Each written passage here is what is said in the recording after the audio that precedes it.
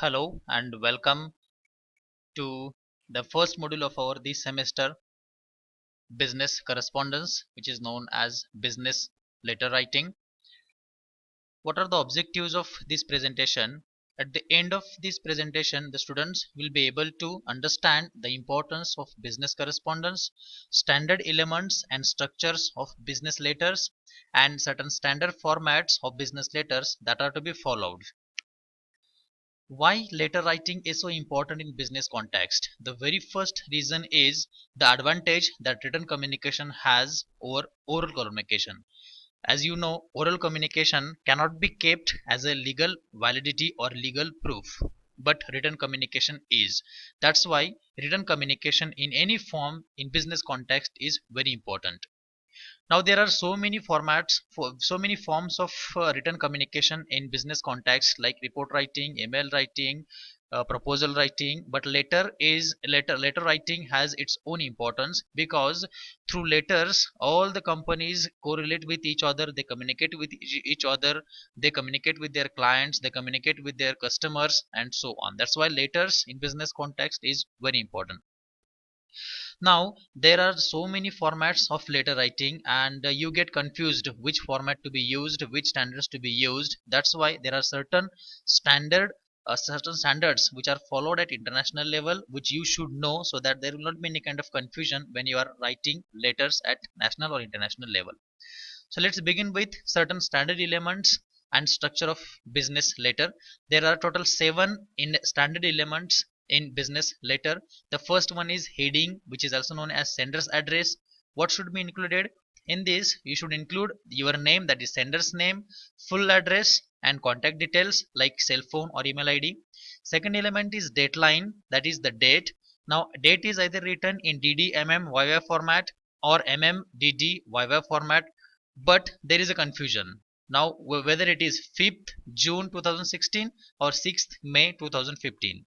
To avoid this, it's better to always use 5th June 2016, the standard one. That is, you should spell the month. Again, you should not use th after 5th. The third one is inside address, that is receiver's address. What should be included here? Receiver's name, his address or affiliation or designation. The fourth one is salutation.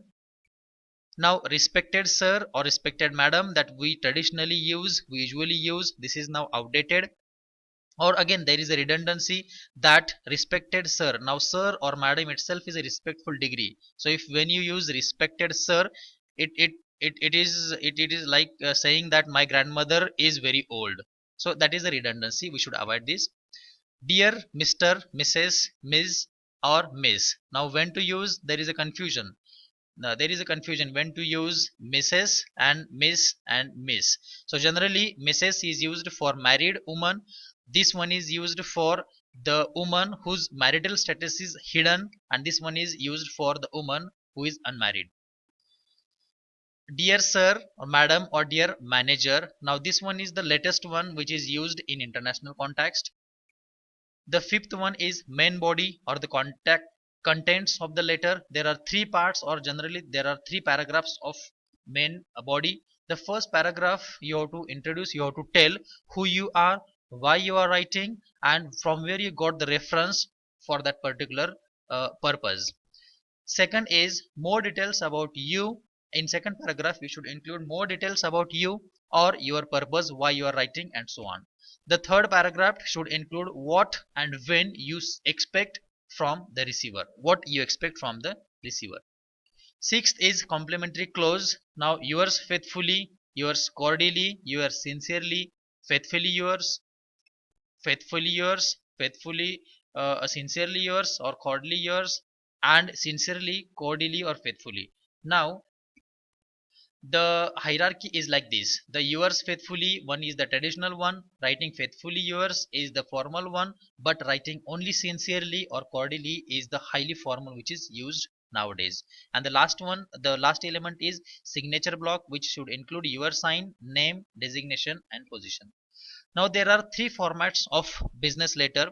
First one is complete block format, in which all the elements are aligned to the left margin. That is all heading, deadline, inside address, salutation, main body, complementary clause, everything is aligned to the left margin, and paragraphs are not indented. That is, paragraphs are not shown in this format. Whereas look at this example. Now you can see that all the elements are aligned to the left margin and paragraphs are not indented. Next is modified block format. The difference between complete block and modified block format is just the heading, dateline, complementary clause and signature block. This one, heading, dateline, complementary clause and signature block, they are few space away from the center to the right hand side. Few space away from the center to the right hand side, and the rest of the structure is as it is like complete block format. You can see the example here. Sender's address, dateline, complementary clause and signature block, they are right hand few space away from the center to the right hand side. Rest is as it is like complete block format.